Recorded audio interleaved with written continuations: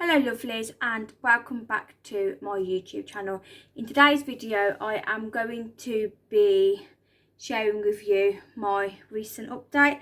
I think the last time I filmed was 24 weeks and I'm now 27. So I'll give a quick overhaul of the last 2 to 3 weeks and keep you all updated, I suppose. So starting from 25 weeks, I had a midwife appointment. It was my first ever face-to-face midwife appointment, so it was nice to actually meet my midwife. She seems a really nice lady.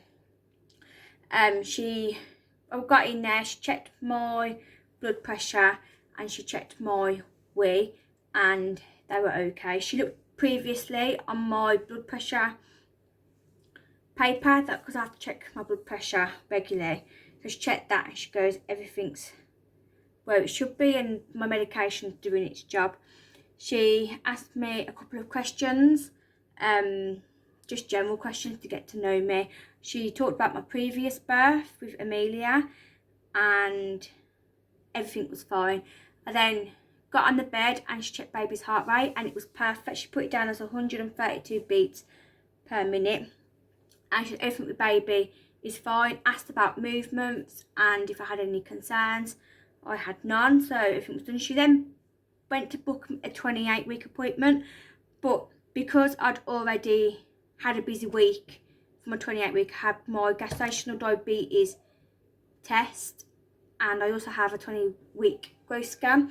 So she said because she doesn't want to leave me so long, she'll get me an appointment in before. So I actually go to see her when filming this tomorrow, and that would be 27 weeks. But she didn't want to leave it.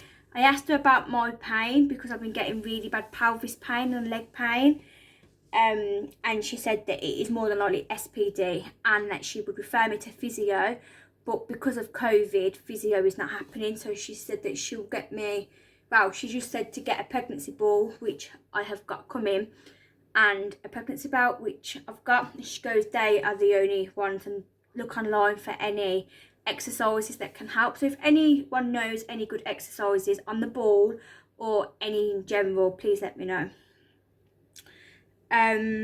Symptoms wise, between 25 and 26, I haven't had really, apart from my boobs. My boobs I found all last week, which I was 26 weeks, they just kept leaking. I'd feel wet and I'd be like, oh, what's that? And I'd have a big wet patch. And I was like, oh yeah, this is very nice. And obviously I don't fancy wearing a bra 24/7 because obviously to wear the pads.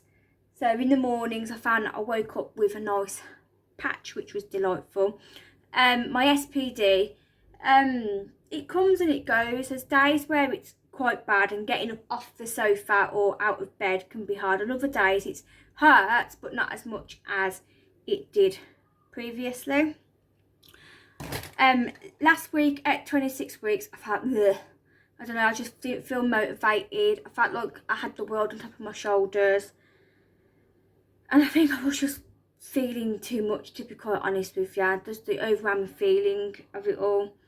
I'm tired a lot more, not to the point where I need a nap in a day like I used to, but I could happily just not do anything, which obviously isn't good. Heartburn, I would say from week 25 to 27 I didn't have any heartburn, none that was noticeably painful, whereas when week 27 happened, it was in the car, and normally my heartburn happens on the evening, and I was in the car Sunday and I started feeling the sensation that you have when you have heartburn, and I was like, oh no, it's starting. And all night I had heartburn and I couldn't shift it, but fingers crossed and touch wood, it's not been that bad since, but I have stocked up on Gaviscon. Then on Saturday I went for a 4D scan, so I would have been 26 weeks, and the 26 weeks plus 4, and just let's put it this way, it wasn't good. The report of my 4D scan, baby's fine, baby's perfect, but her obviously placenta, because she's got an anterior placenta, is covering her, and they advised to have a 4D scan between 26 weeks and 28 weeks. And so I went for between 26 and 27. I thought that'd be perfect timing. Well, I thought wrong. Please, right, I don't like pictures like this. I do think she looks like an alien, but this is the only decent picture that they could give me. So obviously you've got her mouth, her hand, her little button nose and her eyes.